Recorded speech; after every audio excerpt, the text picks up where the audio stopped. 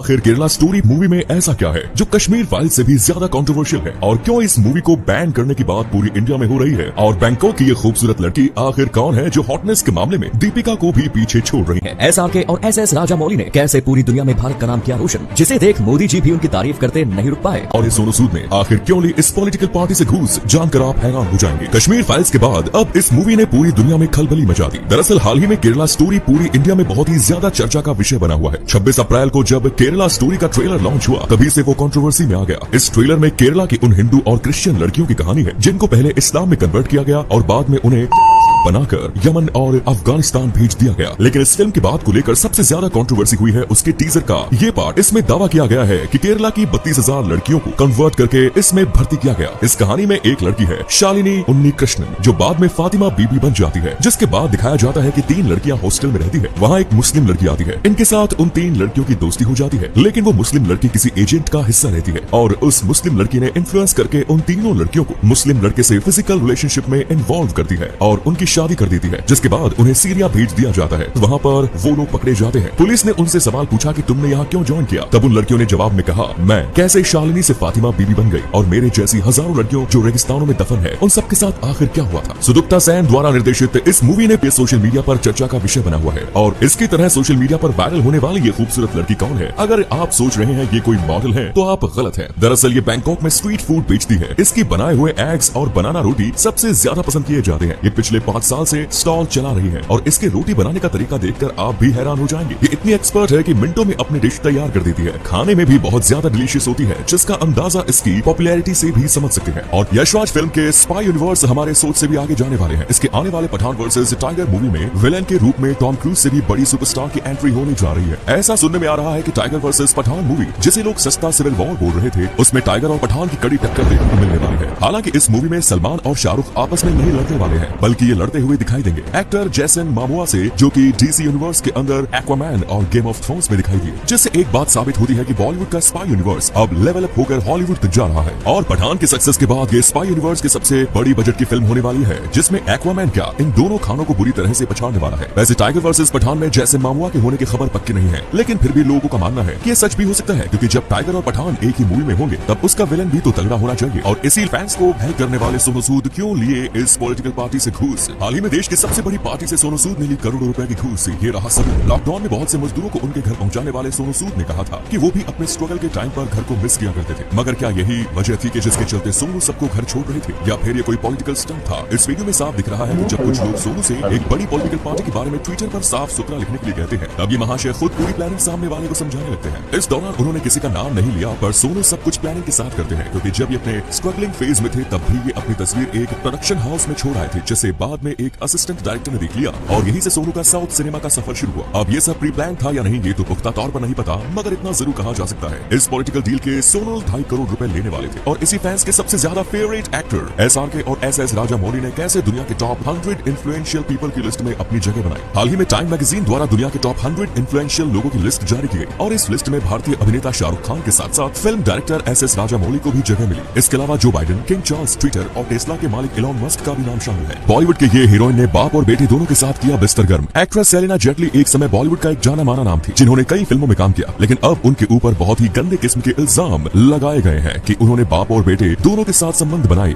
ये इल्जाम उमेर संधू नाम के एक शख्स के द्वारा लगाया गया। इस शख्स ने ट्विटर पर लिखा था कि सलीना एक ऐसी एक्ट्रेस है जो कई बार पिता फिरोज खान और बेटे फरदीन खान दोनों के साथ सोई है, जिसको देखकर सलीना को इतना ज्यादा गुस्सा आ गया कि उमेर संधू के खिलाफ लीगल एक्शन लेने की बात तक कर डाली। अगर हम इंसान पूरी जिंदगी सिर्फ पानी पिए तो क्या होगा? इतना तो आपको मालूम ही है कि पानी हमारी जिंदगी के लिए बहुत जरूरी है, लेकिन क्या हम सिर्फ पानी पर जिंदा रह सकते हैं? बिल्कुल नहीं, क्योंकि खाना और पानी दोनों छोड़ने पर जहां हम सिर्फ 2 हफ्ते तक जिंदा रह सकते हैं, तो वहीं अकेले पानी पीकर रहने से हम ज्यादा से ज्यादा 3 महीने ही जिंदा रह पाएंगे। वैसे इन 3 महीनों की जिंदगी आसान नहीं होगी, क्योंकि इस बीच हमें भयंकर कष्ट से गुजरना होगा और हमारी बॉडी का सारा फैट धीरे धीरे घटकर उतरने लगेगा। इतना ही नहीं, इसी तरह से आगे कंटिन्यू करने पर हमारे शरीर में जरूरी मिनरल्स की कमी और भयंकर कमजोरी आने से हमारी मौत हो जाएगी। लेफ्ट हैंड से लिखने वाले लोग आखिर जल्दी क्यों मर जाते हैं? 1989 में the American journal of public health में पब्लिश हुई एक स्टडी के मुताबिक जो लोग अपना काम बाएं हाथ से करते हैं वो लगभग 9 महीने कम जीते हैं उन लोगों के मुकाबले जो राइट हैंडेड होते हैं। अब ऐसा इसलिए होता है क्योंकि इस दुनिया की ज्यादातर चीजें राइट हैंडेड लोगों के हिसाब से ही बनाई जाती है, जिससे लेफ्ट हैंडेड लोगों को जीने में परेशानी होती है और उनमें एक्सीडेंट्स के चांसेस भी काफी ज्यादा बढ़